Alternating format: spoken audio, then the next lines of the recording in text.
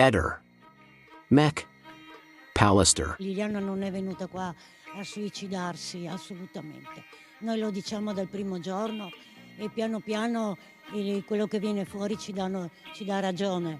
Non è una cosa che ci siamo messi in testa noi così, tanto per dire, ecco. Noi ci auguriamo che, siccome ci sono state fatte tante inesattezze anche da parte degli inquirenti, questo è sotto gli occhi di tutti, non è che lo dico io, ci auguriamo che finalmente questi 25 punti possano darci un qualche cosa in più, un input per andare avanti soprattutto. Noi non vogliamo un colpevole, vogliamo il colpevole. Noi volevamo ricordare questo grosso macigno che poi stiamo vivendo, in particolare i familiari e soprattutto anch'io per Lilli.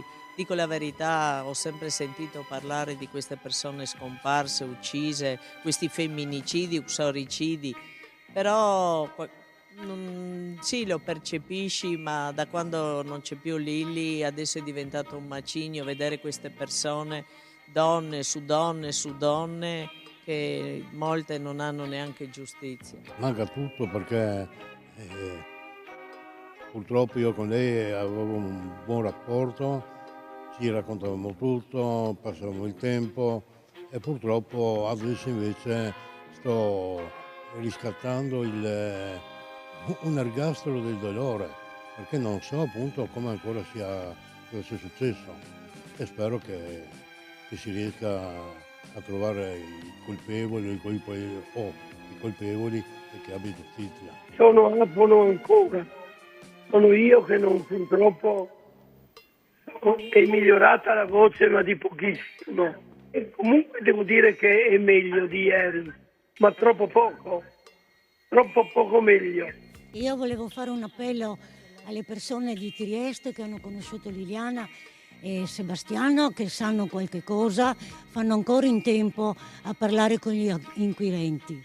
Non voglio bugie, voglio la verità e quindi se qualcuno si mette la mano sulla coscienza e sa qualcosa è meglio che parli subito. Sempre un grande desiderio, avevamo già fatto delle richieste che purtroppo sono ancora in alto mare perché c'è sempre di mezzo la burocrazia, ma quello che volevo anche dire è che una signora, Roberta Paoli, ha fatto una petizione nazionale, certo ha il valore che ha, però chiede, come chiediamo noi adesso che verrà fuori dalla dottoressa Cattaneo e logicamente gli inquirenti avranno già fatto altre indagini suppletive, ecco, che si mettano anche loro una mano sulla coscienza e che cerchino le istituzioni di accelerare un po' queste risposte che poi noi, credetemi, familiari, noi amici, noi siamo sempre stati sicuri che Liliana là non è stata portata, che Liliana non è mai stata suicida,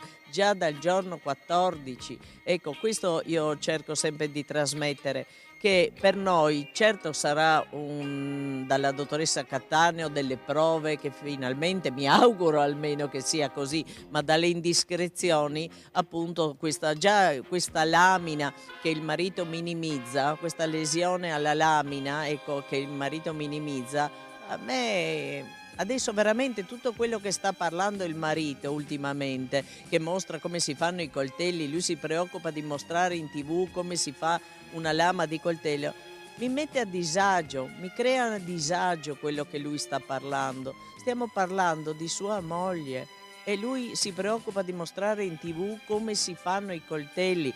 Ci dice che da 20 anni che lui lavora in nero i coltelli, ma signori, voi capite il messaggio che ci state portando? Io già dall'inizio sono rimasto male quando ho detto che mia figlia ha avvisato chi l'ha visto quella volta e lui si è allontanato arrabbiato, diciamo, e non voleva appunto che si facessero le indagini come dovevano essere fatte. Si era arrabbiato che mia figlia ha fatto la segnalazione a chi l'ha visto, perché non voleva che appunto bisognava aspettare.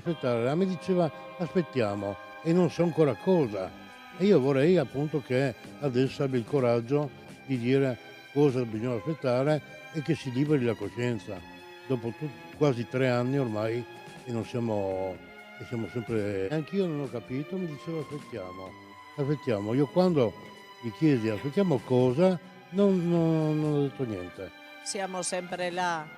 Il giorno 14 dicembre 2021, quando appunto si incontreranno Salvo con Claudio nel pomeriggio, noi dopo veniamo chiamati da Sebastiano dopo che io ho mandato un messaggio a Lilli sul telefono di Lilli per dirle guarda un regalo per te. Allora a quel punto vieni su a prendertelo perché volevamo sentire da lei cos'era sta storia di Claudio e lei, certamente senza il marito. Poi lui appunto ci chiamerà dopo le 17:37 che io mando il messaggio, ci chiamerà dopo pochi minuti dicendo guarda Gabri, lei non è ancora a casa, vieni giù. E io ho detto ma guarda che regalo, glielo do anche domani, do stasera, che importa. No, per favore scendi giù. E da là dopo io un po' ho cominciato a chiedergli se hanno litigato, perché era lui il preoccupato che lei non è venuta a casa. Allora giustamente mi chiedevo, uno era preoccupato di là, uno era preoccupato a casa, come sta storia che Lilli non c'è.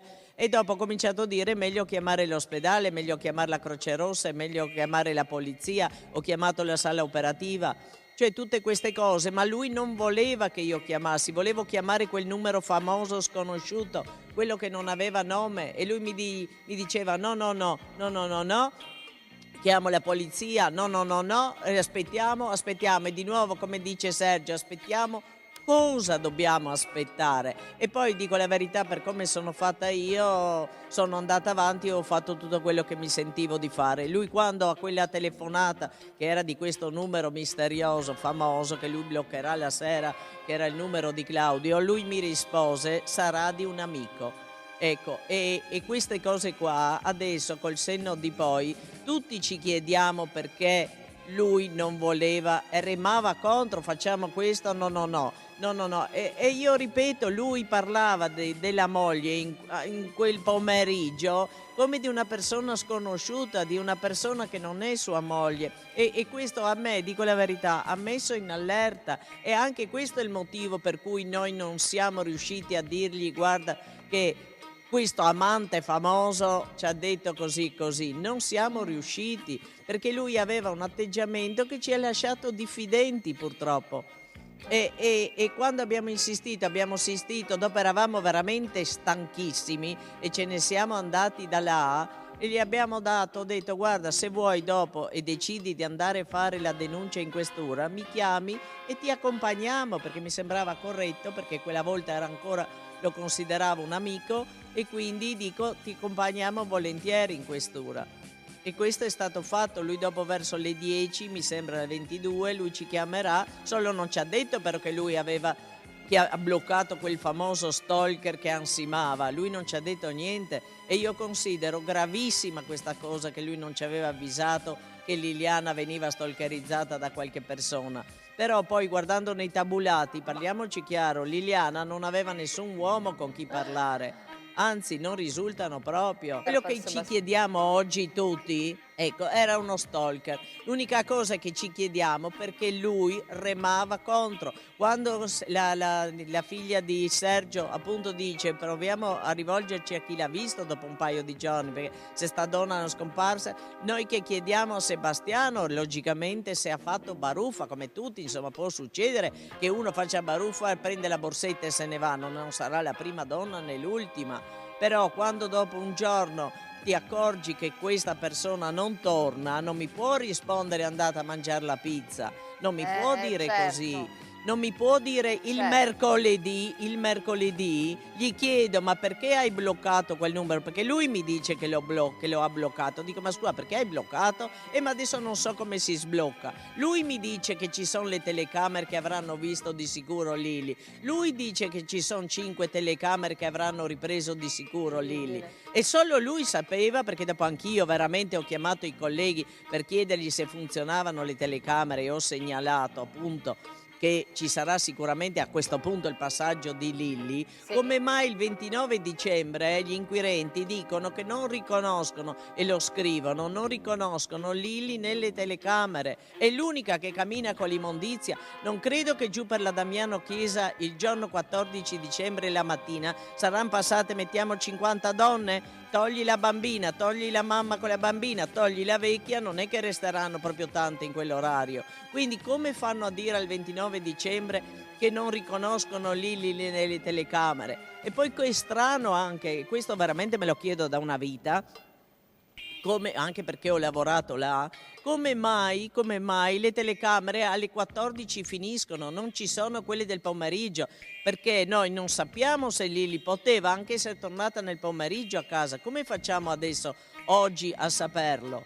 Dovevano vedere me che torno a casa, dovevano vedere noi che andiamo via nel pomeriggio, dovevano vedere che Sebastiano va via in bicicletta, dovevano vedere Sebastiano che torna, dovevano vederci tutti su e giù per quella strada. Com'è possibile che facciano orario impiegatizio queste telecamere di un obiettivo sensibile come la caserma? A me, onestamente, in questo caso purtroppo, lo dico proprio purtroppo di Liliana, cioè è successo di tutto. Tutto quello che uno neanche con la mente riesce, neanche in un film, una fiction, riesce a inventarsi, è successo nel caso di Liliana. È successo alle telecamere, manca questo, non ci sono le telecamere dei carabinieri perché lei, come hanno spiegato loro, è passata di là per suicidarsi. Perché non risultano le telecamere dei carabinieri? La vedevamo e capivamo già un passo in più, cioè avremmo visto che lei sarebbe passata di là. La storia con Liliana, Claudio, se l'è sognata? No, assolutamente non è solo nella testa di Claudio, perché una persona di 83 anni che si espone in questo modo per 3 anni consecutivi, ci racconta sempre le stesse cose, io non credo che bisogno aveva, che movente aveva lui per nascondersi e non raccontare quello che ha raccontato del giorno 15. Foto, ma vi rendete conto che stiamo parlando di 2 persone, una di 63 e una di 83 anni, ma non sono mica 2 ragazzini che si fanno i selfie ogni 2x3, come si dice da noi. Ma lei era sposata ancora. Come ho sempre detto, Liliana sistemava le cose e poi le raccontava ai familiari. Io mi chiedo, si sarebbe separata da Sebastiano e poi se ne sarebbe andata con Claudio. Sono i messaggi, ci sono le canzoni e raccontano che si mandavano. Liliana le sue cose le ha sempre risolte da sola, perché non voleva che nessuno si preoccupasse, perché lei diceva tutti hanno i loro problemi familiari, di figli, indifferente, di lavoro, e ci devo mettere anche i miei pensieri, le mie preoccupazioni. No, lei ha sempre sistemato le sue cose da sola, perché era una persona che sapeva quello che voleva. Ehi, non dimenticare di iscriverti a questo canale.